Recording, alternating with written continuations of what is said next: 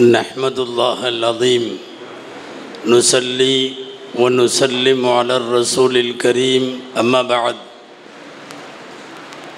फ़क़द क़ाल अल्लाहु सुब्हानहु व तआला फ़ी कलामिहिल क़दीम वल फ़ुरक़ानिल हमीद अऊज़ु बिल्लाहि मिनश शैतानिर रजीम बिस्मिल्लाहिर रहमानिर रहीम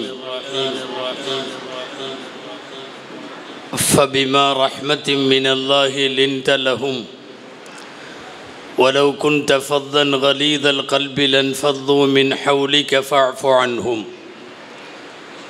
सदक़ल्लाहुल अज़ीम। அளவற்ற அருளாளனும் நிகரற்ற அன்புடையோனுமாகிய எல்லாம் வல்ல அல்லாஹுவின் பெயரால் துவங்குகிறேன். அருமை நாயகம் முஹம்மதுர் ரசூலுல்லாஹ் ஸல்லல்லாஹு அலைஹி வஸல்லம் அவர்களின் மீதும் நற்பாக்கியங்கள் நிறைந்த அவர்களுடைய உம்மத்தின் மீதும் குறிப்பாக இந்த மஜ்லிஸில் வீற்றிருக்கிற நம் அனைவர் மீதும் எல்லாம் வல்ல அல்லாஹுவின் நல்லருள் என்றென்றும் நிறைவாக உண்டாவதாக. ஆமீன். கண்ணியத்திற்குரிய விழாவினுடைய தலைவர் உள்ளிட்ட இந்த மஸ்ஜிதினுடைய சங்கைக்குரிய நிர்வாக பெருமக்கள், அக்ரஹாரம் ஈரோடு உள்ளிட்ட பல்வேறு பகுதிகளினுடைய மார்க்க ஸ்தாபனங்களினுடைய நிர்வாக பெருமக்கள், மேடையில் வீற்றிருக்கக்கூடிய சமுதாய பிரமுகர்கள், சங்கைக்குரிய உலமா பெருமக்கள், மதரசாக்களினுடைய ஆசிரியர்கள், குழந்தைகள், பெற்றோர்கள், வருகை தந்திருக்கிற ஜமாத்தார்கள், சகோதரர்கள், தனித்தனியாய் பெயர் சொல்லாமல் ஒட்டுமொத்தமாய் சொல்லுகிறேன். அனைவருக்கும் அஸ்ஸலாமு அலைக்கும் வரஹ்மத்துல்லாஹி வபரகாத்துஹ். அல்லாஹுவின் பேரருளால் ஆண்டுதோறும் இங்கே நடத்தப்படுகிற மீலாதுன் நபி சிறப்பு விழாவை ஒட்டி நபிகள் நாயகம் ஸல்லல்லாஹு அலைஹி வஸல்லத்தினுடைய வரலாறு மட்டும் பேசப்படாமல் சமூகத்தில் இன்றைக்கு தேவையான விஷயங்களை சென்று சேர்க்க வேண்டும் என்கிற அடிப்படையில் இந்த மீலாதுன் நபியை ஒட்டி தடம் பதித்த சமுதாயம் தடம் மாறுகிறது என்றொரு முக்கியமான கருப்பொருளை தந்து உங்களுக்கு முன்னாலே பேசுவதற்கு நான் பணிக்கப்பட்டிருக்கிறேன். அல்லாஹுவிடத்தில் துவா செய்கிறேன். அல்லாஹு ஜல்லஷானுஹு தஆலா பயன் தரும் விஷயங்களை பேசவும் கேட்கவும் தொடர்ந்து அது குறித்து சிந்திக்கவும் வரும் நாட்களிலே செயலாற்றவும் அல்லாஹ் அருள் புரிவானாக. நபிகள் நாயகம் ஸல்லல்லாஹு அலைஹி வஸல்லம் அவர்களுடைய பிறந்த மீலாது தலைவர் அவர்கள் சொன்னது போல் உலகத்தின் எல்லா பகுதிகளும் முந்தைய காலத்திலும் நிகழ்காலத்திலும் தேவையான வழிகாட்டல்களை பெறுவதற்காக நபிகள் நாயகம் ஸல்லல்லாஹு அலைஹி வஸல்லமை பற்றி பேசுகிறார்கள், எழுதுகிறார்கள், அவர்களின் வாக்கையும் வாழ்வையும் ஆய்வு செய்கிறார்கள். இந்த உலகத்தில் புரட்சி என்ற ஒரு வார்த்தை எல்லாத்துக்கும் சொல்லப்படுது. புரட்சி தலைவர், புரட்சி கவிஞர், புரட்சி கலைஞர், புரட்சி நிறைய சொல்லுகிறார்கள். உண்மையான புரட்சி தலைமை என்பது, அகில உலகைக்குமான புரட்சி தலைமை என்பது நபிகள் நாயகம் ஸல்லல்லாஹு அலைஹி வஸல்லமுக்கு மாத்திரம் பொருந்தும் என்பதை போகிற போக்கில் அல்ல, ஆதாரங்களோடு நம்மாலே சொல்ல முடியும். புரட்சினா என்ன? இந்த கம்யூனிச சித்தாந்தத்தில் புரட்சிக்கு விளக்கம் எழுதியிருக்கிறார்கள். கார்ல் மார்க்ஸ் போன்றவர்களே சொன்ன வரி என்ன தெரியுமா? அதுக்கு முன்னாடி இருந்த மாதிரி அதுக்கு பின்னாடி இருக்க முடியாதுங்கிற நிலைமை எங்கே வருதோ அதுக்கு பேர் புரட்சி. திரும்பவும் சொல்லுகிறேன், அகைன் ஐ ரிப்பீட், கொஞ்சம் கவனியுங்கள் இந்த வார்த்தையை.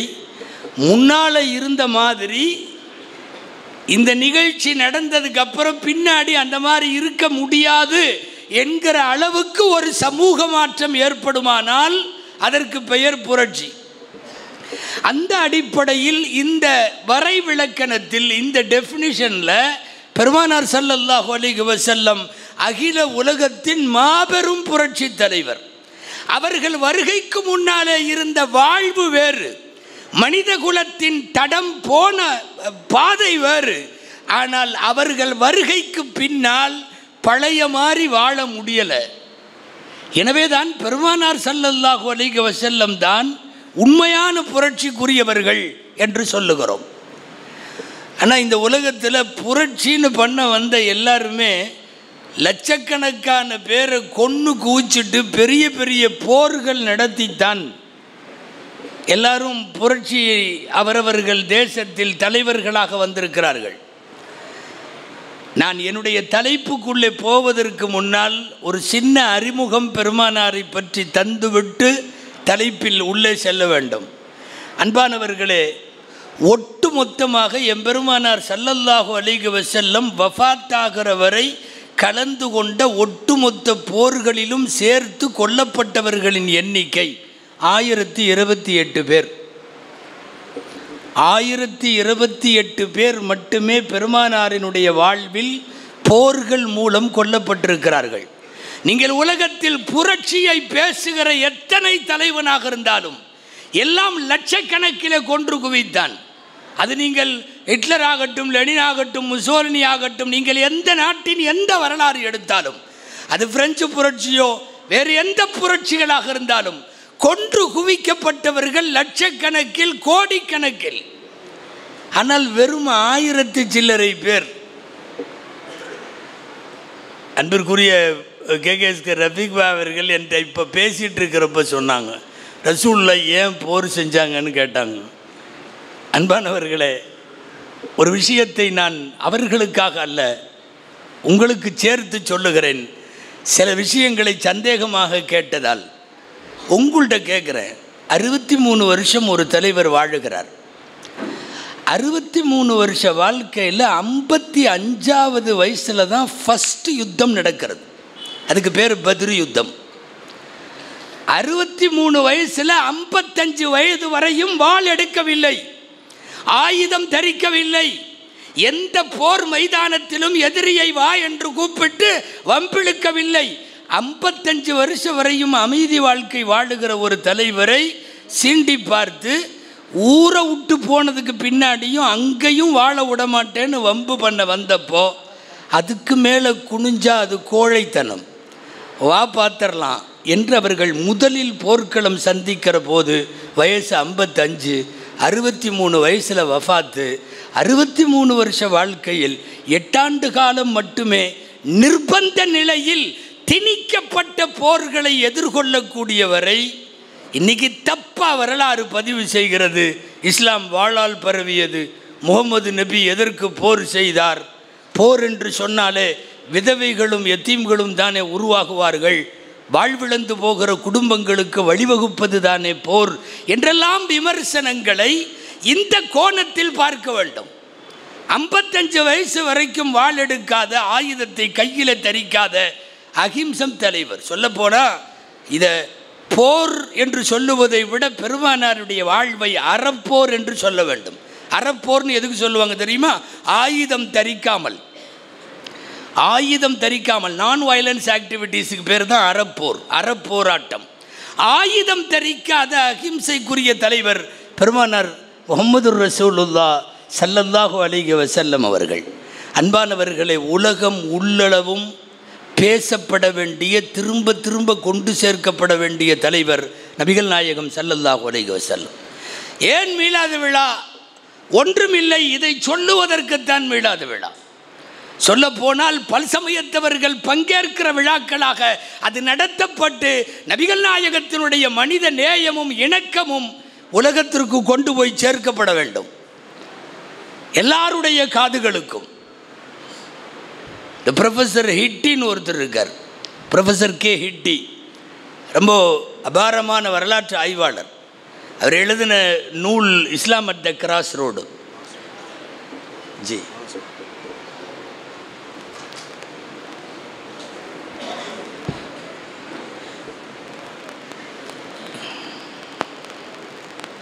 இஸ்லாம் அட் த கிராஸ் ரோடு, அவங்க ப்ரொஃபஸர் ஹிட்டி எழுதின நூல்.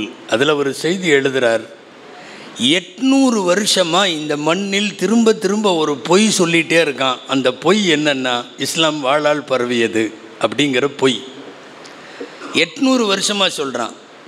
நம்மளுக்கெல்லாம் தெரியும், பொதுவாக திரும்ப திரும்ப ஒரு பொய்யை பேசிக்கிட்டே இருந்தால் அது உண்மை மாதிரி ஆயிரும்.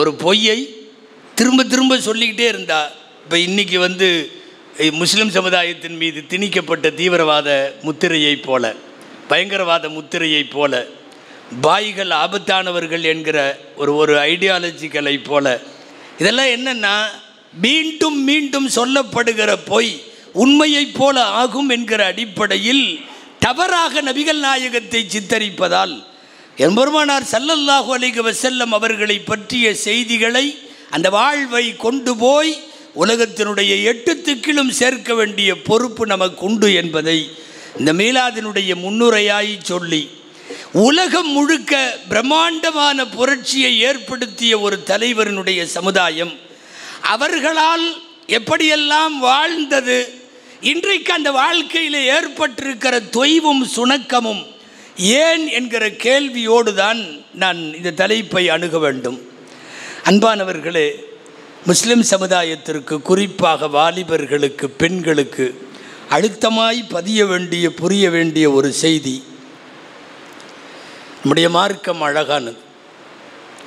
இந்த மார்க்கத்தை விட சிறந்த அழகு உலகத்தில் எங்கும் இல்லை. அல்லாஹ் தேர்ந்தெடுத்த மார்க்கம். மீண்டும் மீண்டும் குர்ஆனில் அல்லாஹ் சொல்லுகிறான், இன்னல்லாஹ் அஸ்தஃபா லக்குமுத்தீன், உங்களுக்கு ஒரு மார்க்கத்தை தேர்வு செய்தவன் இறைவன். இஸ்லாம் மனித கண்டுபிடிப்பு அல்ல, இஸ்லாமிய சட்டங்கள் மனிதன் உருவாக்கியது அல்ல. இவர்களெல்லாம் சேர்ந்து இப்படி நிக்கா செய்வோம், இப்படி தலாக்கு செய்வோம், இப்படி பிறப்பு செய்வோம், இறப்பு செய்வோம் என்று இவர்கள் உருவாக்கியதல்ல எல்லாம். இஸ்தஃபா லக்குமுத்தீன், உங்களுக்கு ஒரு மார்க்கத்தை தேர்வு செய்தவன் இறைவன். ஃபலா தமூதுன்ன இல்லா வ அன்தும் முஸ்லிமூன், மௌத்தானாலும் முஸ்லிமா மட்டும் மௌத்தாகுங்க. இது குர்ஆன் திரும்ப திரும்ப சொல்லுகிறது. நாம் பெற்றிருக்கிற பாக்கியங்களிலெல்லாம் பெறற்கரும் பெரும் பாக்கியம் நமக்கு அல்லாஹ் வழங்கி இருக்கிற இஸ்லாம். இது அழுத்தமாக இந்த சமுதாயத்திற்கு திரும்ப திரும்ப சொல்ல வேண்டும்.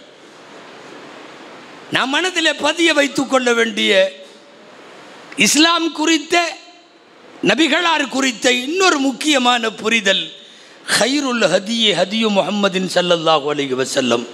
இந்த உலகத்தில் ஆகச் சிறந்த வழிகாட்டுதல் நபிகள் நாயகத்தின் வழிகாட்டுதல். அதற்கு நம்மிடத்திலே சுன்னா என்று பெயர், சுன்னத் என்று பெயர், நபி வழி என்று பெயர். இந்த உலகத்தில் யாரையும் விட அழகான வழிகளை காட்டியவர்கள் நாயகம் ஸல்லல்லாஹு அலைஹி வஸல்லம். காலப்போக்கில் கண்டவனெல்லாம் உருவாக்கி வைத்ததெல்லாம் நம்மிடத்தில் அழகாகிவிட்டது. நபிகள் நாயகம் உருவாக்கியது பழசாகிவிட்டது. சுன்னத்துகள் பழசாகிவிட்டது. சுன்னத்துகள் தேவையற்றதாகிவிட்டது, அல்லது காலத்திற்கு பொருந்தவில்லை என்கிற தப்பான கற்பிதம் இன்றைக்கு ஏற்படுத்தப்பட்டு விட்டது. உண்மை, உலகம் உள்ளளவும், இந்த உலகத்தில் உயிர்கள் உள்ளளவும் எம்பெருமானார் ஸல்லல்லாஹு அலைஹி வஸல்லமின் அழகிய வழிமுறையை போல் இந்த உலகத்தில் யாரும் வழிகாட்ட முடியாது. இதை யாரையும் திட்டுறதுக்கு சொல்ல, எம் பெருமையாக பதிவு செய்கிறோம். நபிகள் நாயகம் வாழ்ந்து காட்டிய வாழ்வை போல், அவர்கள் விட்டு சென்ற கலாச்சாரத்தை போல் வேற எதுவும் சிறந்ததல்ல. முதல்ல அடுத்தவர்களை அண்ணாந்து பார்த்து அது நல்லாக இருக்குதுங்கிற நினைப்பு முஸ்லிம் சமுதாயத்திற்கு வரக்கூடாது. அவன் அங்கிருந்து இஸ்லாமை அண்ணாந்து பார்க்கிறான். இவன் ஆக உயர்ந்த இடத்திலே பன்னீரிலே அமர்ந்து கொண்டு சாக்கடையை சிறந்ததென்று சொன்னால், யாரையும் அண்ணாந்து பார்க்க வேண்டிய அவசியம் பெருமானார் ஸல்லல்லாஹு அலைஹி வஸல்லத்தினுடைய உம்மத்துக்கு கிடையாது. நல்லா சொல்ல போனால் அசிங்கம் என்று மனித மனம் நினைக்கிற அத்தனையும் இந்த மார்க்கத்தில் ஹராமாக்கப்பட்டிருக்கிறது. தடை. முஸ்லிம்கள் அல்ல, மனிதர்கள் எதையெல்லாம் அசிங்கமாக கருதுவார்களோ அதுவெல்லாம் இங்கே ஹராம். மனிதர்கள் எதுவெல்லாம் நல்லது என்று நினைப்பார்களோ அத்தனையும் ஹலால், அத்தனையும் அனுமதி. குர்ஆன் நபிகள் நாயகத்தை எப்படி அறிமுகம் செய்கிறது தெரியுமா? குர்ஆனுடைய வார்த்தை, பெருமானார் யார்? அல்லாஹ் சொல்லிக்கொண்டே வருகிறான். நன்மையை ஏவுவார், தீமையை தடுப்பார், வேதங்களை விளக்குவார், சொல்லிக்கொண்டே வருகிற போது இறைவனுடைய வார்த்தை இது, யுஹில்லு லஹுமுத் த்வய்யிபாத் வ யுஹர்ரிமு அலைஹிமுல் ஹபாயித். நல்லவைகளையெல்லாம் அவர் ஹலாலாக்குவார், அசிங்கமானவைகளையும் மானக்கேடானவைகளையும் அவர் தடை செய்வார். யார்? நபிகள் நாயகம். இதுதான் நபிகள் நாயகம். அழகிய அனைத்துக்கும் அவர் முன்மாதிரி, அசிங்கங்கள் அனைத்துக்கும் அவர் தடை போட்ட பெருமகன். ஒட்டுமொத்த இஸ்லாத்தையும் இந்த 2 வரிக்குள்ளே சுருக்கி விடலாம். இதை வேற வார்த்தையில் சொல்லலாம். எதையெல்லாம் இஸ்லாம் தடுத்ததோ அதுவெல்லாம் அசிங்கம், எதுவெல்லாம் இஸ்லாம் அனுமதித்ததோ அதுவெல்லாம் அழகு. அவ்வளவுதான். அழகுக்கும் அசிங்கத்திற்கும் நீங்கள் இலக்கணம் சொல்ல வேண்டும் என்றால் இதுதான் இலக்கணம். இஸ்லாம் தடுத்தால் அது அசிங்கம், இஸ்லாம் அனுமதித்தால் அது அழகு. அவ்வளவுதான். நீங்கள் என்னத்தை வேணும்னாலும் பாருங்க. அன்பானவர்களே, குறிப்பிட்ட அந்த அசிங்கங்கள் நடக்கிற நேரத்தில் நமக்கு அந்த உணர்வு வர வேண்டும். என் இஸ்லாம் இதை தடுத்திருக்கிறது. நல்ல தண்ணி அடிச்சுட்டு இங்கே ஏதாவது பெரிய அக்ரஹாரத்தில் இல்லை, பெரிய கால்வாயில் சாக்கடையில் குப்பரை அடித்து படுத்து கிடக்கிறான் ஒருத்தன். அவன் மேலே சாக்கடை தண்ணியெல்லாம் கிடக்குது, நாய் நெறியெல்லாம் பக்கத்தில் கிடக்குது, சுயநினைவற்று கிடக்கிறான், ஆடை அலங்கோலமாக இருக்கிறது. பார்க்குறவன் நேராக வர்றவன் மூக்கை பொத்திட்டு கொஞ்சம் கிராஸ் பண்ணி அந்த பக்கம் கடந்து போகிறான். அவன் டிச்சில் சாக்கடையில் தலைகீழ படுத்து கிடக்கிறான் இல்லையா? அந்த காட்சியை பார்த்து விட்டு என் வாய் முணுமுணுக்க வேண்டும். என்ன தெரியுமா? என் இஸ்லாம் இதை தடுத்திருக்கிறது. என் இஸ்லாம் இதை விரும்பலை. வட்டி கட்ட முடியாமல் குடும்பமே தற்கொலை செய்து கொண்டு, ஒரு குடும்பமே ஜனாசாவாக இருக்கும் இல்லையா? 5 மையத்தை ஒன்றா தடல் கட்ட முடியாமல், வட்டி கட்ட முடியாமல் தற்கொலை செய்து கொள்ளுகிறார்களவா? அந்த வீட்டின் சோகம் அப்பி இருக்கக்கூடிய கூட்டத்திற்கு இடையில் நின்று என் மனம் சொல்ல வேண்டும், என் இஸ்லாம் இந்த வட்டியை தடுத்திருக்கிறது. அசிங்கம் நடக்கிற இடமெல்லாம் இஸ்லாமின் மகத்துவம் வெளிப்படும். நபிகள் நாயகம் என்பவர்கள் அழகுகளை இந்த உலகத்திற்கு அறிமுகப்படுத்தியவர்கள், அசிங்கங்களை இந்த உலகத்தில் தடுத்தவர்கள். நான் சுருக்கமாய் சொல்ல வருவது, இஸ்லாமிய கலாச்சாரம் போல், இஸ்லாமிய பண்பாடுகளைப் போல், இஸ்லாம் சொல்லி தந்த நாகரிகங்களைப் போல், நபிகள் நாயகம் விட்டு சென்ற சுன்னாக்களைப் போல் இந்த உலகத்தில் எதுவும் கிடையாது, யாரும் கிடையாது. ஆனால் இன்றைக்கி சூழ்நிலை என்ன தெரியுமா?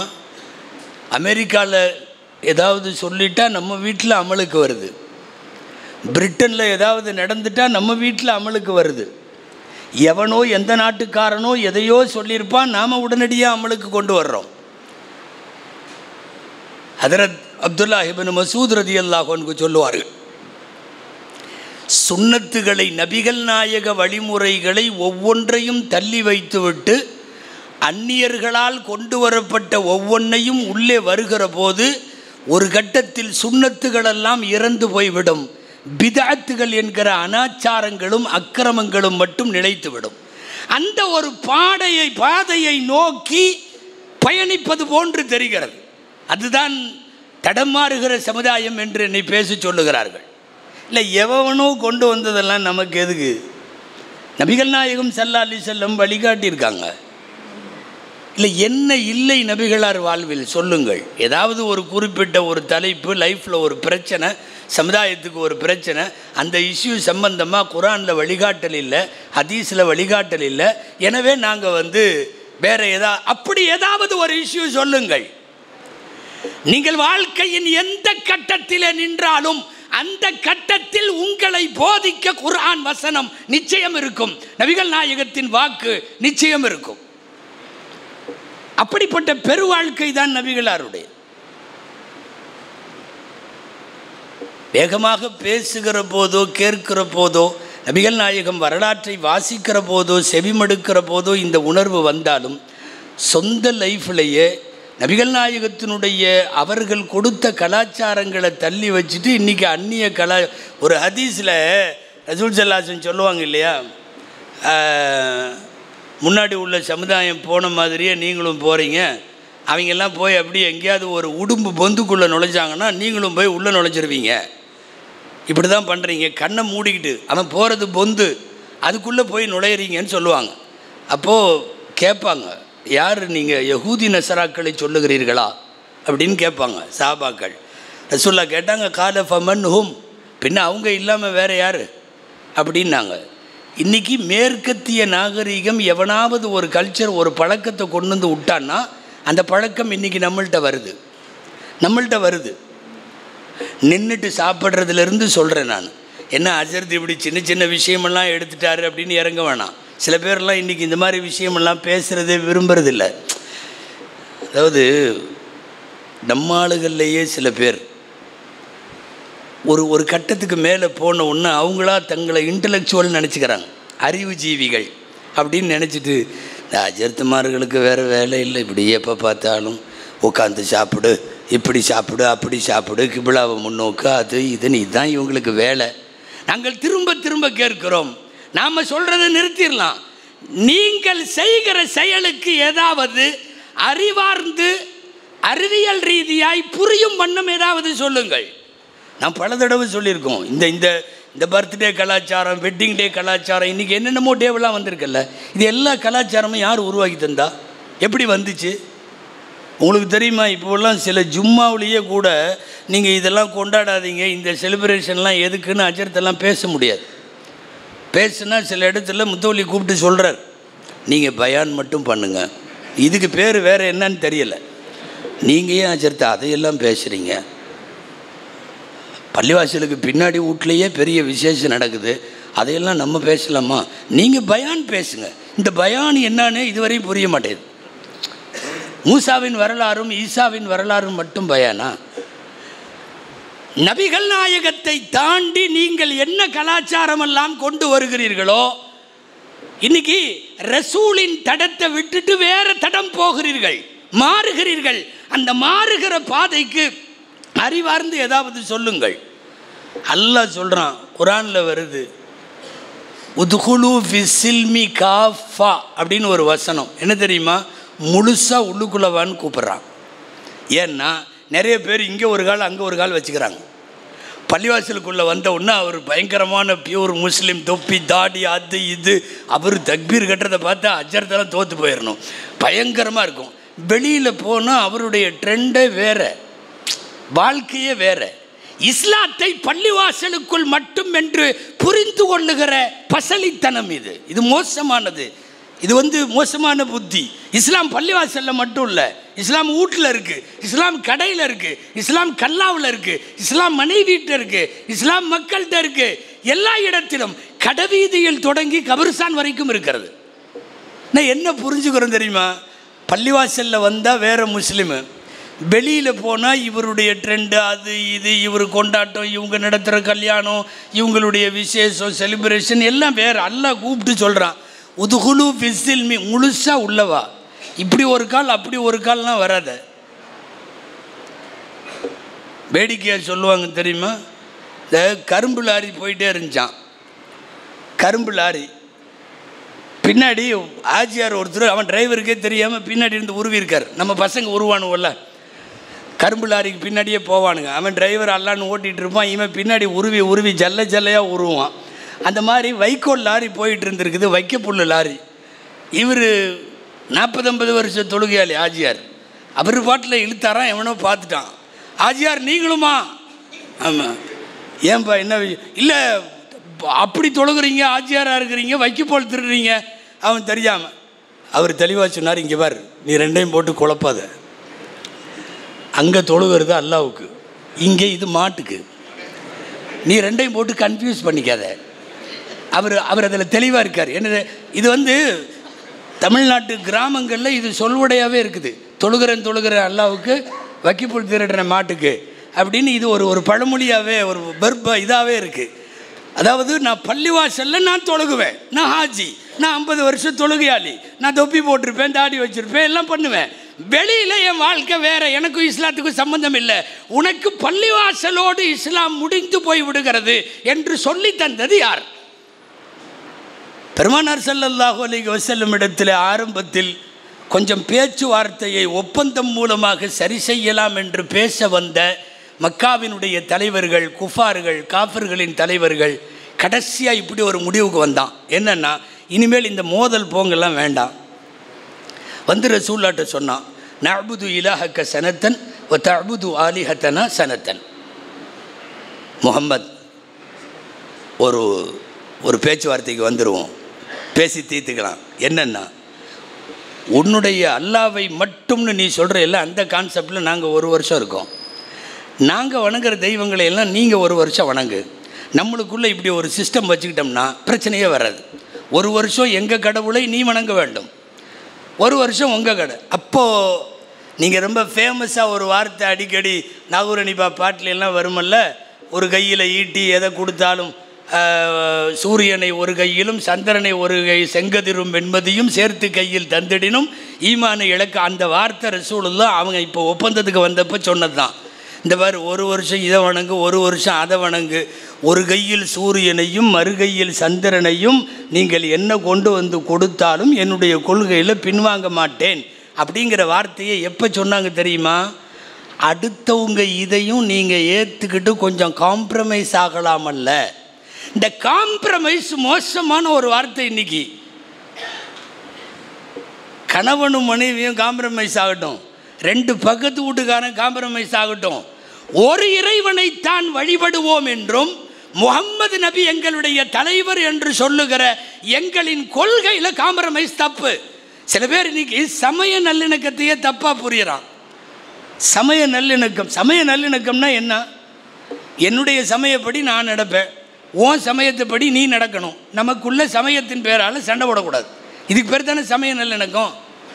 இங்கே தமிழ்நாட்டில் பார்த்தா பள்ளிவாசல் திறப்பு விழாவுக்குள்ளே மேலதாளத்தோடு உள்ளே விட்றானுவோம், பார்த்துருப்பீங்க. இந்த வாரம் பள்ளிவாசல் திறப்பு விழா, மேலதாளம் எல்லாம் விட்டு அவங்க பயங்கரமான இதோட அந்த வஸ்திரம், அந்த சீரு செனத்தி எல்லாம் எடுத்துகிட்டு தட்டி மெஹராபில் இமாம் பயான் பண்ணுற இடத்துல கொட்டுறான். என்னென்னா சமய நல்லிணக்கம். யார் சொல்லி தந்த சமய நல்லிணக்கம் இது? வழிபாடுகளில் சமரசம் முடியாது. அதுக்கு பேர் செக்குலரிசமும் கிடையாது, இது ஒரு விதமான காம்ப்ரமைஸும் கிடையாது. எனவே நான் சொல்ல வர்றது, முழுமையாக இஸ்லாத்திற்குள்ளே வாருங்கள். நபிகள் நாயகத்தினுடைய வழிமுறை மட்டும்தான் நமது பாதை. அந்த பாதையிலிருந்து நீ ஏன் தடமாறி போற? என்ன இல்லை என்பதால் போகிறாய்? சொல்லுங்கள் பார்க்கலாம். அவன் உருவாக்கி விட்டுருப்பான் வெஸ்டர்னில், யூஎஸில், யூகேலேருந்து வரும் ஏதாவது ஒன்று, இவங்க உடனே எல்லாம் டக்குன்னு இதாகிறது. அவன் வெட்டிங் டேன்னு ஒன்று கொண்டாடுறான். Wedding day, இத்தனாவது wedding day. இன்றைக்கி அநேகமாக எல்லா வீட்லேயும் வந்துருச்சு. ஏதோ சில பெரியவங்க வீட்டில் தான் இல்லை, மீதியெல்லாம் இப்போ வெட்டிங் டே. வெட்டிங் டேன்னு யாரும் தப்பாக நினைக்காதீங்க. வெட்டிங் டே என்ன தெரியுமா? கொச்சையாக பேசுகிறேன்னு நினைக்க வேணாம். நீ தான் புருஷன், நான் தான் பொண்டாட்டின்னு ஒரு கன்ஃபார்ம் பண்ணிக்கிறது. ஏன்னா அதில் எதுவும் குழப்பம் வந்துடக்கூடாது. என்ன வெட்டிங் டே எங்கே இருக்குது?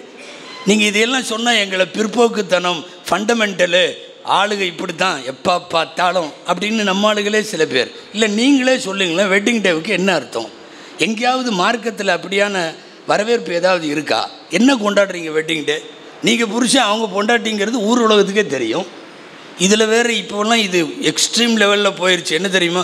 போன வெட்டிங் டேக்கு எனக்கு ஒன்றுமே வாங்கி தரல அப்படின்னு அவங்க அதை ரிப்போர்ட்டாக சொல்கிற அளவுக்கு ரொம்ப ஓவராக போகுது வெட்டிங் டே. ஹஸ்ரத், நாளைக்கு மத்தியானம் நம்ம வீட்டில் தாவத்து, இன்ஷா அல்லாஹ் அவசியம் சாப்பிட்றதுக்கு வாங்க அப்படின்னு. ஒரு அஜர்த்து என்ன விஷயம்? இல்லை 15வது வெட்டிங் டே, அடுத்த வருஷம் மௌத்தாவா போக போகிறாரு. இல்லை என்ன வெட்டிங் டே? உண்மையாலுமே அதாவது வருத்தமாக இருக்குது. என்ன காரணம்? எவனோ உருவாக்கி விட்டா நம்ம பண்ணிடுறதா? ஒன்று நல்லா தெரிஞ்சுங்க, வெஸ்டர்ன் கண்ட்ரீஸில் எவனும் நம்மளை மாதிரி எல்லாம் நீண்ட காலம் ஒரு மனைவியோடையெல்லாம் வாழ மாட்டான். இங்கே இந்தியாவை பொறுத்தவரை நம்முடைய மண்ணை சார்ந்த மரபு என்னென்னா 60ஆம் கல்யாணம் நடத்திட்டு இருக்கிறோம். நாமெல்லாம் சில பேர்லாம் 40-50 வருஷமாக வாழ்ந்துட்டுருக்குறோம். அதுலேயே சொர்க்கம் போயிடுவோம். தாய்மார்கள் வந்திருக்காங்களோ, அவ்வளோ தூரம் நம்ம வாழ்ந்துட்டுருக்குறோம். இப்போது 60ஆம் கல்யாணம் அவன்லாம் 4-5 வருஷத்துக்கு மேலே வாழ மாட்டான். ஜாலியாக உட்காந்து ஒரு காஃபி ஷாப்பில் காஃபி சாப்பிட்டே 2 பேரும் பேசிடுவாங்க. அப்புறம் வர்ற ஜான்வரியிலேருந்து பிரிஞ்சுக்கலாமா அப்படிம்பாங்க, என்னமோ டீ குடிக்கலாமா மாதிரி. அப்போ உடனே அந்த அம்மாவும் ரெடியாக தான் இருக்கும் இவனை விட்டுட்டு போகிறதுக்கு, இந்த ஆளும் அந்த அம்மாவை விட்டுட்டு போகிறதுக்கு ரெடியாக இருப்பார். அவன் வெட்டிங் டேன்னு ஒன்று வச்சு வெற்றிகரமான 5வது வெட்டிங் டேன்னா அடுத்த வருஷம் தலாக்குன்னு அர்த்தம். இது அங்கே செட் ஆகும், நம்மளுக்கு எப்படி செட் ஆகும்? இங்கே எதுக்கு வெட்டிங் டே? எவனாவது அங்கே உருவாக்கி விட்டு வெட்டிங் டேக்கு ஒரு ப்ரைஸ் கொடுக்கணும், ஒரு சாப்பாடு போடணும், சொந்த பந்தத்தையே. இன்றைக்கி இதெல்லாம் வந்துருச்சு. ஊரை விட்டு ஊர் லீவ் போட்டு போகிறான். என்னடான்னா எங்கள் அங்கிள் அவங்க இன்றைக்கி வெட்டிங் டே ஃபங்க்ஷன், நாளைக்கு மண்டபம் பிடிச்சி பண்ண போகிறார். நீங்கள் எங்காவது நபி வழிகளிலே காட்டுங்கள். நபிகள் நாயகத்தின் பாதையும் தடமும் இது அல்ல. நீங்கள் வேறு பாதைக்கு போகிறீர்கள். என்ன இல்லைன்ட்டு அங்கே போகிறீங்கன்னு கேட்குறோம். இவர் நம்ம வீட்டில் நடக்கிறது எல்லாம் சத்தம் போடுறாரு, திட்டுறாருன்னு நினைக்க வேண்டாம் தயவு செய்து. ஒரு லாஜிக் வேணும் இல்லையா? எதை பண்ணுறதுனாலும் லாஜிக்கோடு செய்யுங்க, தாராளமாக செய்யலாம். நல்ல காரியம் அப்படி ஒரு லாஜிக் இருந்து ஒரு நல்ல காரியமாக இருந்தால் குர்ஆன் ஹதீஸில் கண்டிப்பாக அதுக்கான க்ரீன் சிக்னல் நிச்சயம் இருக்கும், நிச்சயம் இருக்கும். இங்கே இல்லாத ஏன் எடுக்கணும்? நான் இதோட கடந்து போயிடலான்னு நினைக்கிறேன். இதில் உள்ளே போனோம்னா எல்லாமே சொல்லணும். இந்த பர்த்டேவெல்லாம் இப்போ பிறந்த நாளெல்லாம் பேசவே முடியறதில்ல. கூப்பிட்டே பேசிடுறாங்க நிர்வாகத்தில். நீங்கள் அது சம்மந்தமாகலாம் பேசாதீங்க. இப்போல்லாம் மண்டபம் பிடிச்சி பண்ணுறாங்க பர்த்டே. ஒரு கேக்கு, நம்ம வாயும் சும்மா இருக்கிறது இல்லை, ஒரு கேக்கு சுற்றி 10 மெழுகுவர்த்தி எல்லாத்தையும் ஏற்றி விட்டாச்சு. ஏற்றி விட்டுட்டு கையில் கத்தி, என்னமோ கசாப்பு கடைக்கார மாதிரி கத்தி தயாராகிடுறது, எல்லாம் சுற்றி நின்றுறது. ஒரு பிஸ்மில்லா அதெல்லாம் உள்ள அறுக்க போகிறாரு. முதல்ல என்ன பண்ணுவான் தெரியுமா? எல்லா மெழுகுவர்த்தியும் ஆஃப் பண்ணிடுவோம். பூரா மெழுகுவர்த்தியும் அணைச்சி போயிடும். அணைஞ்ச ஹாப்பி பர்த்டே டூ அப்படின்னு அணைச்ச உடனே எல்லாம் பாட்டு பாடிட்டு கத்தி எடுத்து இவனுக்கு ஊட்டுவோம். இங்கே பாரு, எரியாத 10 விளக்கை எரிய வச்சுட்டு ஹாப்பி பர்த்டேன்னா கொஞ்சம் புரியுது, மண்டையில் கொஞ்சம் விளங்குது. நீ எரியிற விளக்கையெல்லாம் ஆஃப் பண்ணிட்ட, உப்புங்கிறான். என்னடான்னா ஹாப்பி பர்த்டே. இது வெஸ்டர்னில் கண்டுபிடிச்சது அவன். இதுக்கு என்ன அர்த்தம் தெரியுமா? எந்த 10 பேர் வாழ்க்கையாவது நாசமாக்கி நீ மேலே வந்துருன்னு அர்த்தம். யார் வாழ்க்கையாவது நாசமாக்கிட்டு நீ மேலே வந்துரு, இது அவனுக்கு பொருந்தும். அமெரிக்காவுக்கு இது பொருந்தும். ஒரு ஈராக்கை நாசமாக்கி, ஒரு ஆப்கானை நாசமாக்கி, ஒரு பல்வேறு இஸ்லாமிய கண்ட்ரிகளை நாசமாக்கி, ஒரு பலஸ்தீனை நாசமாக்கி அவன் உப்புன்னு ஊதிட்டு ஹாப்பி பர்த்டேனா நம்ம ஊரில் உட்காந்துக்கிட்டு அதே மாதிரி மெழுகுவர்த்தி ஆர்டர் பண்ணி, கேக்கு ஆர்டர் பண்ணி, பேரனுக்கு பர்த்டே, இதில் வேறு அவனை கூப்பிட்டு இவனை கூப்பிட்டு என் பர்த்டேக்கு அவர் வரலன்னு சண்டை போடுறான். எங்கே இருக்குது? நான் கேட்குறேன், நம் பெருமானாரின் தடம் என்பது பள்ளிவாசலில் பயான் கேட்கறதுக்கு மட்டுமல்ல. நீங்கள் ஏன் அந்த பாதையை விட்டு வேறு பாதைக்கு போகிறீர்கள் சொல்லுங்கள். இன்னைக்கு அதாவது ரசூலுல்லாஹ் சொன்னது உண்மை. யகூதி நசராக்கள் வாழுகிற நாடுகளில் இருந்து என்னவெல்லாம் கருத்தியலாக உருவாக்கப்பட்டு அனுப்பப்படுதோ அதை வாங்கிறதுல முஸ்லீம் சமுதாயம் ஃபஸ்ட்டு வாங்குது. முஸ்லீம் சமுதாயம் தான் ஃபஸ்ட்டு வாங்குது. மற்றவனெல்லாம் கூட யோசிப்பான். நபிகள் நாயகத்தை கையில் வைத்திருப்பவன், ஹதீஸில் வைத்திருப்பவன், பள்ளியில் வைத்திருப்பவன், ஏன் கல்பில் வைத்திருப்பவன், எதுக்காக வேண்டிய அடுத்தவங்களுடைய கல்ச்சரல் நமக்கு அடுத்த, அதாவது சிவிலைசேஷன் சொல்லுவாங்கள்ல, நாகரீகம் சார்ந்த வாழ்க்கை முறை உலகத்திலேயே ஸல்லல்லாஹு அலைஹி வஸல்லம் கொடுத்த மாதிரி யாரும் கொடுக்கல. நீ ஏதாவது ஒரு சுன்னத்தை சொல், அந்த சுன்னத்து அறிவுக்கு ஒத்து வரலன்னு சொல்லு பார்க்கலாம், சொல்லு பார்க்கலாம். எந்த சுண்ணத்தாக இருந்தாலும் சொல்ல போனால் கத்துனா சுண்ணத்து வரைக்கும் சொல்கிறேன். இன்றைக்கி காவல்துறை அரசாங்க ஆஸ்பத்திரிகள் எல்லாம் சிபாரிசு பண்ணி கத்துனா பண்ண சொல்லிட்டு இருக்கான். இங்கிருப்பது அழகு என்று அடுத்தவன் பார்க்கிற போது அடுத்தவனின் கழிசடையும் சாக்கடையும் எதற்கு? இங்கிருக்கிற சமுதாயத்திற்கு அழகாக தெரிய வேண்டும் என்பதுதான் கேள்வி. நம்முடைய தடமும் பாதையும் நன்றாக இருக்கிறப்போ ஏன் மாறணும்? அந்த தடத்தை விட்டு எங்கே பார்த்தாலும் பியூட்டி பார்லர், தெருவுக்கு 4, ரேஷன் கடை கூட கம்மியாக தான் இருக்குது.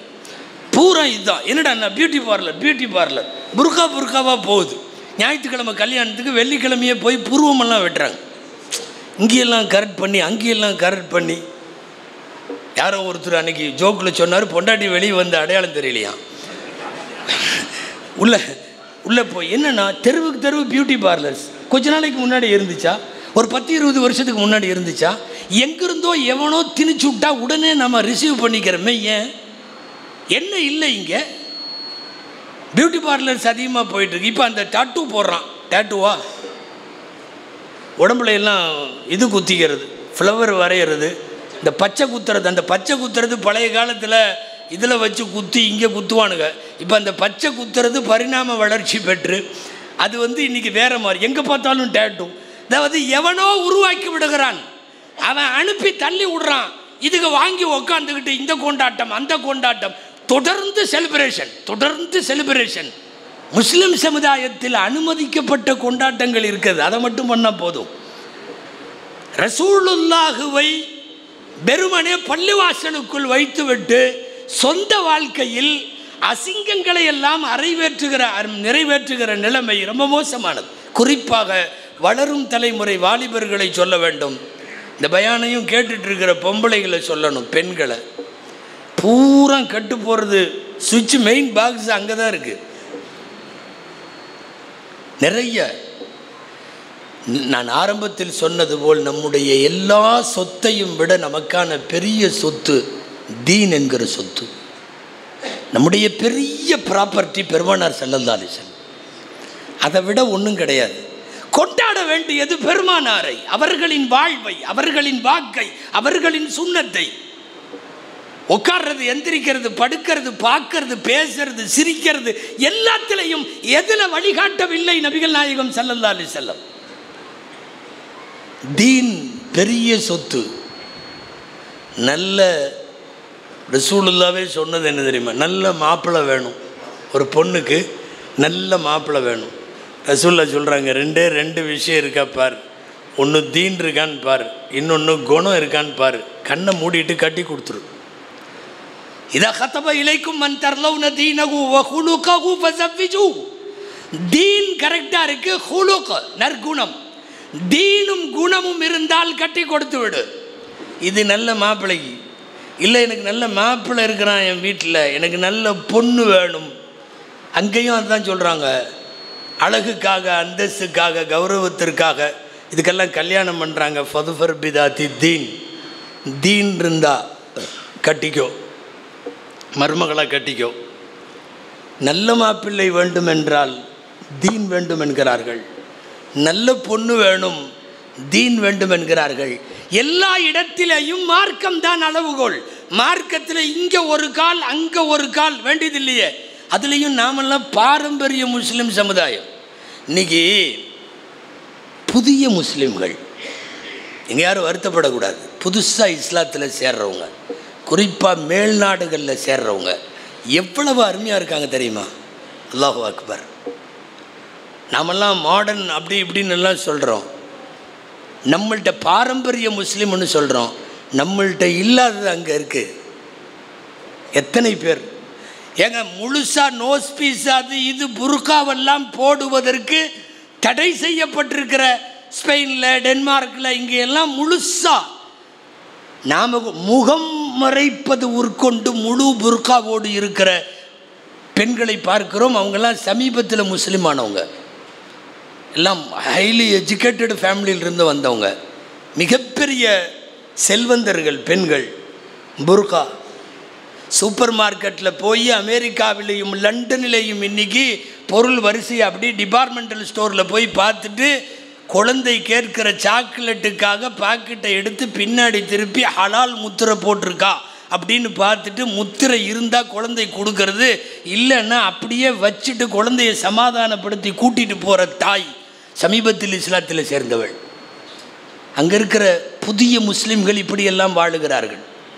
குண்டு வெடிப்புக்கு இடையில் முசல்லாவை விரித்து தொழுகிறாங்க. நமக்கு ட்ரெயின்லேயோ ஃப்ளைட்லேயோ முசல்லா விரித்து தொழுகிறதுக்கு இன்னும் சங்கோஜமாக இருக்குது. ஆனால் குண்டு வெடிப்புக்கு இடையில் யுத்த பூமிக்கு மத்தியில் முசல்லாவை விரித்து கொண்டு தொடக்கூடியவனை பார்க்கிறோமே. நிர்வாணமாக திரிகிற ஒரு நாட்டில் முழு புர்காவோடு நிற்பவர்களை பார்க்கிறோமே. ஹராம் ஹலால் பேணுதலை இதெல்லாம் புது முஸ்லீம்கள் இந்த வேலையை செய்கிறார்கள். பாரம்பரிய முஸ்லீம்கள்னு சொல்லிக்கிட்டு இங்கே நாம் உட்காந்துக்கிட்டு ரசூலுல்லாஹ் சொன்னதை பூரா விட்டுட்டு எவனோ சொன்னதையெல்லாம் எடுத்துக்கிட்டு அதையெல்லாம் ஃபாலோ பண்ணிட்டு போயிட்டுருக்கிறோமா இல்லையா? அல்லாஹ் பாதுகாக்க வேண்டும். முஸ்லிம் சமுதாயம், குறிப்பாக வாலிபர்களும், இன்றைக்கு இருக்கிற நவீன வாலிப பெண்கள், யுவதிகள், இப்போல்லாம் நிறைய வாட்ஸ்அப்பில், ஃபேஸ்புக்கில் இதிலெல்லாம் அதிகமாக இப்போது காணவில்லை அப்படின்னு வருது நிறைய பெண்களை. உங்களுக்கே தெரியும், முன்னையெல்லாம் இப்படி வரலைங்கிறத விட இப்படி போகவும் இல்லை. ஃபோட்டோவோடு போடுறானுங்க, பெண்ணை காணவில்லை, கிடைத்தவர்கள் இந்த நம்பரில் தொடர்பு கொள்ளுங்கள்ங்கிறான். 3 நாள் கழித்து கிடைத்து விட்டார்கள் அல்ஹம்துலில்லாஹ்ங்கிறான். அது 3 நாள் எங்கே போச்சுன்னு தெரியலை. அது சமீப காலத்தில் வாரத்துக்கு 2-3 இந்த மாதிரி வருது. ஏதோ ஒரு ஆபத்தை நோக்கி யுவதிகள் போய் கொண்டிருப்பதை, வாலிப பெண்கள் பயணித்து கொண்டிருப்பதை பார்க்கிறோம். இது எப்படி இப்படி வருகிறது? ரொம்ப தடங்கள் மாறி போயிருக்கிற ஒரு சூழ்நிலை குறிப்பாக தமிழ் முஸ்லிம் சமுதாயத்தில் தெரிகிறது. யாராவது இஸ்லாத்தில் சேர்றதுக்கு வந்தால் உண்மையாலுமே நமக்கெல்லாம் மகிழ்ச்சியாக இருக்கும். மார்க்கத்தை புரிஞ்சு அறிஞ்சு ஒருத்தர் நம்ம மூலியமாக களிமா சொல்கிறாருன்னா, எத்தனையோ பேருக்கு களிமா சொல்லி கொடுத்துருக்கோம், மனசுக்கு அப்படி சந்தோஷமாக வரும். கையை கொடுத்து அஷ்ஹது அல்லா இலாஹா இல்லல்லாஹு அப்படின்னு சொல்லி கொடுக்குறப்போ. இப்போல்லாம் நிறையா பேர் முஸ்லீம் ஆகுறாங்க. வார வாரம் அவங்க இஸ்லாத்துக்கு பின்னாடி உள்ள நோக்கம் வேறு. பையன் முன்னாடி வர்றான், யாரோ வேறு மதத்தை சார்ந்த பையன், நான் இஸ்லாத்தில் சேரணுங்கிறான். அவனை தள்ளிக்கிட்டு பின்னாடி உள்ள இந்த புள்ள வருது, புர்காவை போட்டுக்கிட்டு. இவரும் நானும் பழகிறோம். அல்லது புள்ள வேறு ஒரு மதத்து புள்ள வருது, இஸ்லாத்தில் சேரணும்னு தள்ளிக்கிட்டு நம்ம பையன் வர்றான். வாரம் பூரா என்ன நடக்கிறதுன்னு தெரியலை. மார்க்கம் அப்படி வருபவர்கள் மார்க்கத்தில் நிற்பதும் இல்லை, நிலைப்பதும் இல்லை. அவனுக்கு தேவை ஒரு டாக்குமெண்ட், ஒரு கல்யாணத்துக்கு. அதுக்காக மட்டும்தான் அவன் இஸ்லாத்துக்கு வர்றான். 199% இப்படி இஸ்லாத்தில் சேருபவர்கள் அதில் நிலைப்பதில்லை, நிற்பதில்லை, நீடித்திருப்பதில்லை, தொடர்ந்து இஸ்லாமிய வாழ்வை செய்வதில்லை. அவன் போயிடுறான். அவனுக்கு தேவை, பச்சையாக சொல்ல போனால் ஒரு சதை மோகம், அவ்வளவுதான். அவனுக்கு தேவை ஒரு உடல், அவ்வளவுதான். இருவரும் தங்கள் உடல் தேவையை தீர்த்து கொள்ள இஸ்லாத்திற்கு வருகிற போது என்ன மகிழ்ச்சி வரும்? இது சமுதாய நிலைமை. நான் யாரோ எங்கேயோ சொன்னதெல்லாம் சொல்லலை, ஆதாரங்களுடைய அடிப்படையிலே தான் சொல்லுகிறேன்.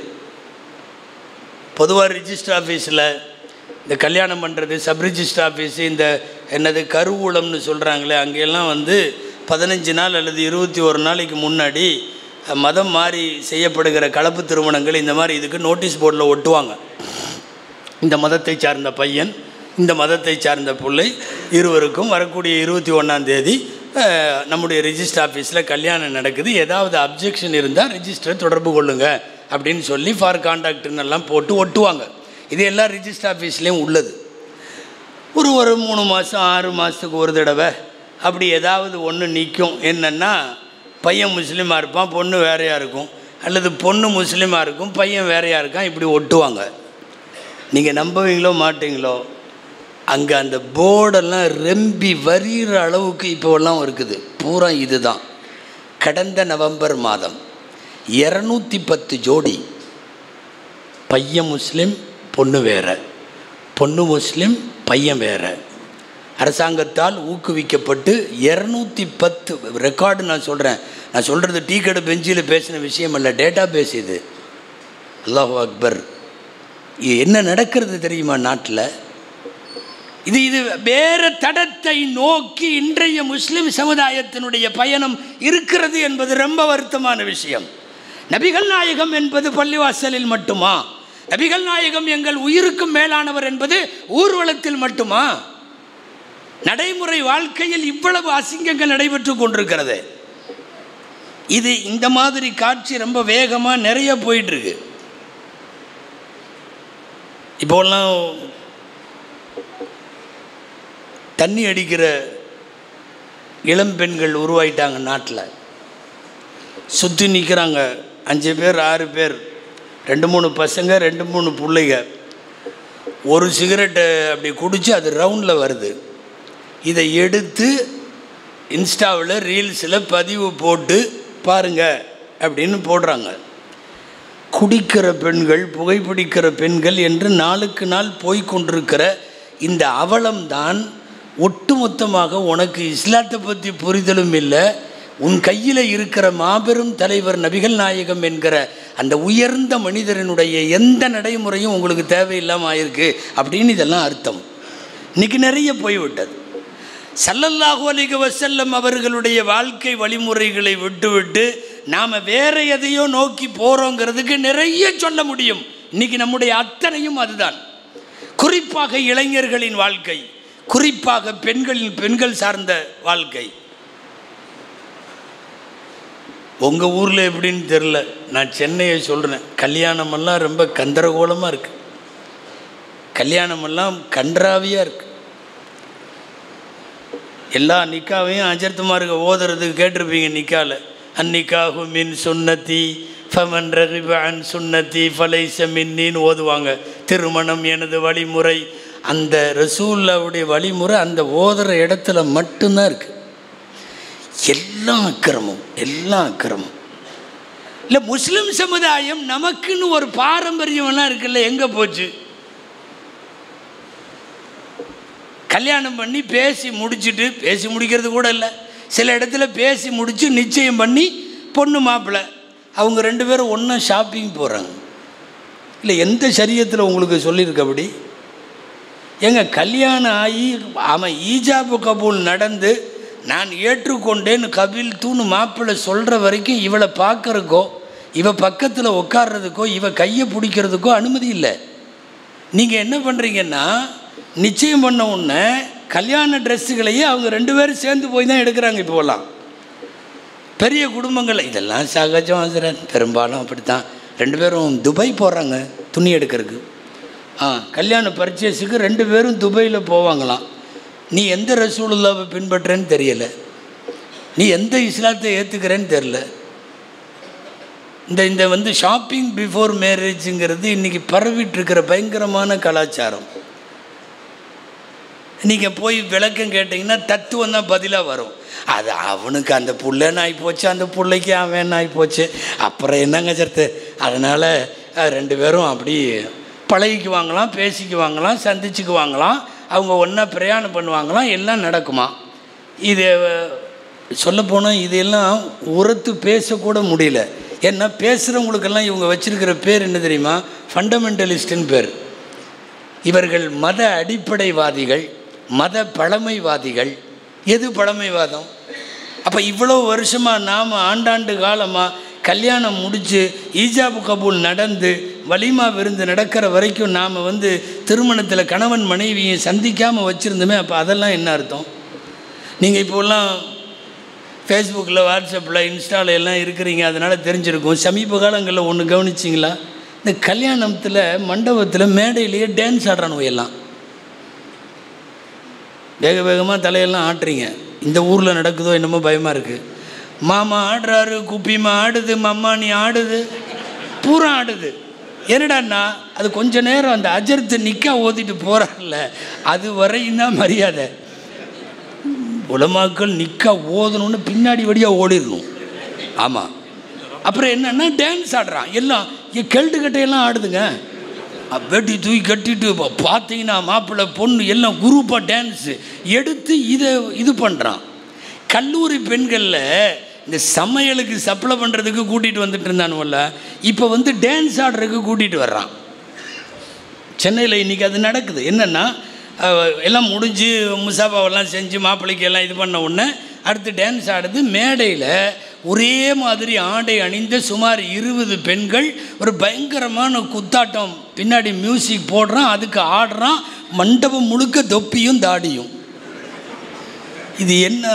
நாம் எந்த நபியை பின்பற்றுகிறோம்? நபிகள் நாயகம் என்பது மெம்பர் படியில் மட்டும்தான் இருக்காங்களா? நபிகள் நாயகம் என்பது ஜும்மா பயானில் மட்டும்தான் இருக்காங்களா? அன்றாட வாழ்க்கையில் நபிகள் நாயகம் வரலைங்கிறப்போ அப்புறம் என்ன பெரிய கண்மணி, உயிருக்கு உயிரான நபிகள் நாயகம்னா என்ன? அது டோட்டலாக இன்றைய திருமணங்களின் அனாச்சாரத்தை. சமீபத்தில் சென்னையில் பொண்ணை பல்லாக்கில் வச்சு தூக்கிட்டு வந்தானுங்க. பொண்ணு மாப்பிள்ளை அங்கே மேடையில் இருக்கார், ரிசப்ஷன், பல்லாக்கில் வச்சு பொண்ணை அலங்காரம் பண்ணி தூக்கிட்டு வந்துட்டானுவோம். இந்த சாமி ஊர்வலமெல்லாம் போகும் பார்த்துருக்கீங்கள்ல, சாமி ஊர்வலம் போகிற மாதிரியே இருந்தது. அங்கேருந்து தூக்கிட்டு வர்றானுவோ எல்லாம். அந்த தூக்கிட்டு வர்ற 4 பேர் எல்லாம் ஒரே மாதிரி ட்ரெஸ்ஸு போட்டிருக்கான். அங்கேருந்து தூக்கிட்டு வர்றான். அதை பெருமையாக வேறு. இது பொண்ணா இல்லை ஜனாசாவா? சந்துக்குள்ளே தூக்கிட்டு வர்ற மாதிரி தூக்கிட்டு வர்றையே, இல்லை விளங்குமா? இது ஜனாசாவை தாங்க 4 பேர் தூக்கிட்டு போனோம். முன்னாடி இப்படி 2 பேர், பின்னாடி இப்படி 2 பேர், மேலே உட்காத்தி வச்சு கொண்டு வந்தாவே அது ஜனாசான்னு அர்த்தம்.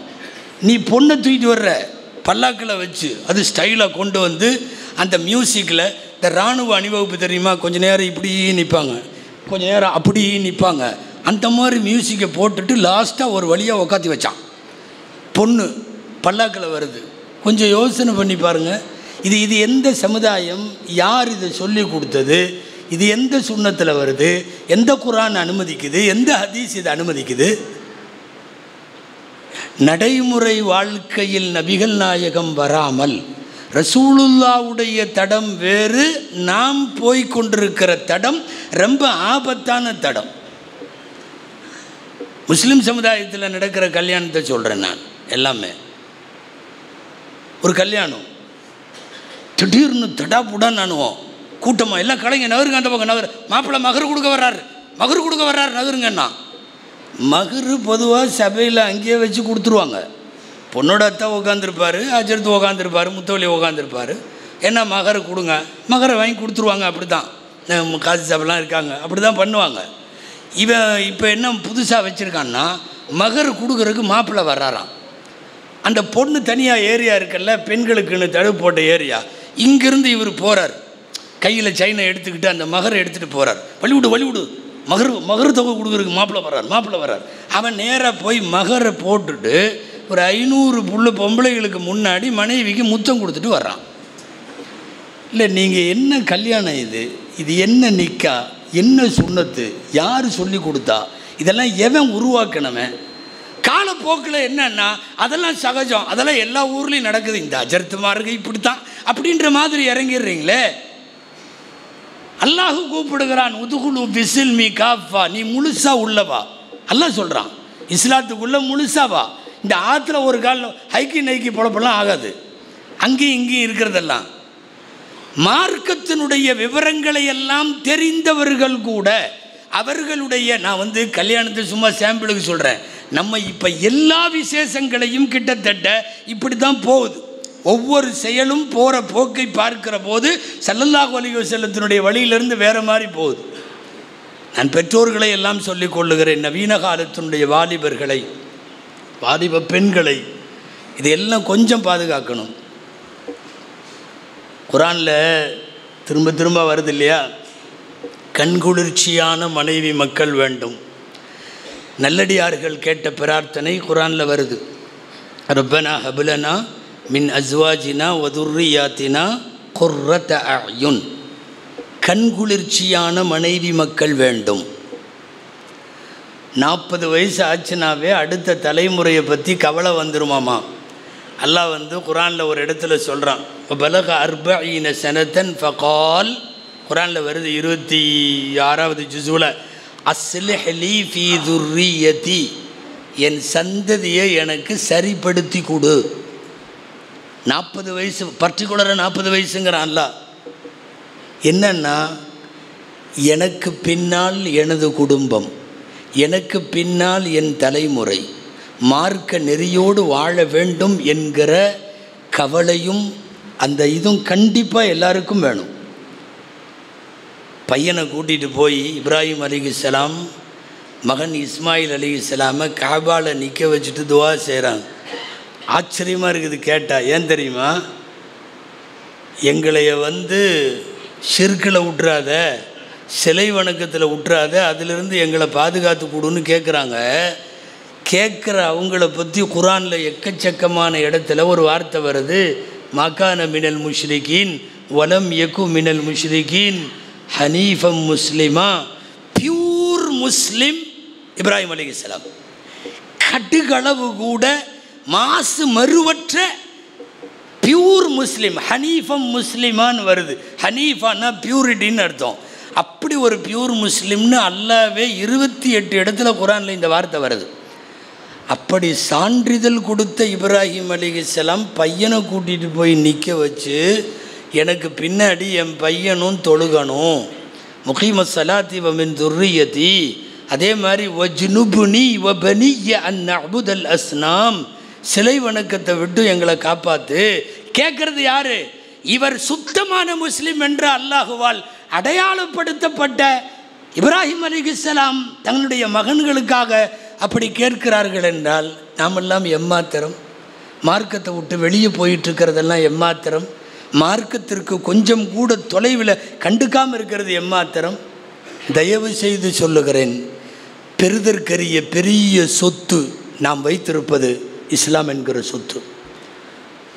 அடைய முடியாத மாபெரும் பாக்கியம் அல்லாஹ் நமக்கு கொடுத்துட்டான். அது என்ன தெரியுமா? எங்களின் தலைவர் நபிகள் நாயகம் ஸல்லல்லாஹு அலைஹி வஸல்லம். இந்த பெருமை வேண்டும். நபிகள் நாயகம் செய்ததை தவிர மீதி எல்லாமே கழுசட அப்படின்னு சொல்லுகிற தைரியம் என்றைக்கு முஸ்லிமுக்கு வருமோ அதுதான் பெருமானார் மீதான உண்மைத்தன்மை, உண்மை காதல்.